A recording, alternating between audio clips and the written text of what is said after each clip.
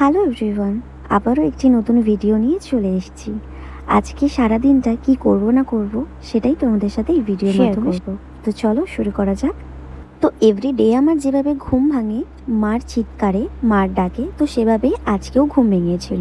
তারপরে আমি ল্যাদ খেতে খেতে ওই একটু ঘুম থেকে উঠে ঠাকুরকে প্রণাম করে নিয়ে প্রথমেই কাজ হচ্ছে আমার ফোন ঘাটা। ফোনটা একটু ঘেঁটে নিয়ে চলে গেছিলাম ব্রাশ করতে।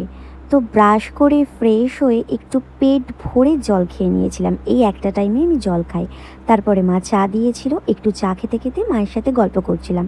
তারপরে ফোন খুলেই একটা খুব খারাপ নিউজ পেলাম। আশা ভোসলে ম্যাম আর আমাদের মধ্যে নেই। আরও একটা নক্ষত্রকে আমরা হারালাম। মনটা খারাপ নেই। আমার ঘরে গিয়ে দেখি ঘরটার খুব খারাপ অবস্থা। আর ঘর পরিষ্কার করার সাথে সাথে আমার মাঝে মধ্যে ডেকোরেশন চেঞ্জ করতেও খুব ভালো লাগে। তাতে ঘরও পরিষ্কার হয় আর দেখতেও নতুন লাগে। তার মাঝে আমার একটা ছোটোবেলার ছবি খুঁজে পেলাম। তারপরে ফ্রেশ হয়ে আমি লাঞ্চ করতে বসে গেছিলাম। মাকে বলেছিলাম আজকে একটা সিম্পল লাঞ্চ রাখতে। তারপরে লাঞ্চ করে একটু রেস্ট নিয়ে সন্ধ্যা হয়ে গিয়েছিল, আমার একটু বাইরে বেরোনোরও ছিল। তার আগে মা আমাকে দায়িত্ব দিয়েছিল সন্ধ্যা দেওয়ার। তো আমি সেই রকম সন্ধ্যা দিয়ে ঝটপট রেডি হয়ে গিয়েছিলাম একটু ঘুরতে বেরোবো বলে। তো দেখো আজকে আউটফিটটা এটা রেখেছি।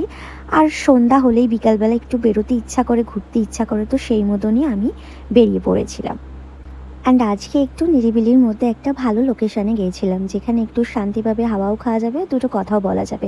তারপরে দেখো বলতে বলতে এত সুন্দর একটা ভিউ এনজয় করতে করতে আমি চা খাচ্ছিলাম।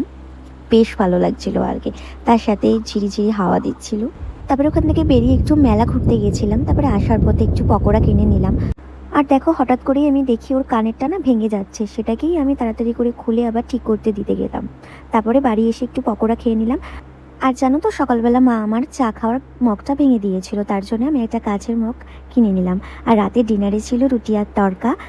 অ্যান্ড এভাবে আজকে সারাদিনটা কাটলো। So yeah, today it was bye, stay tune.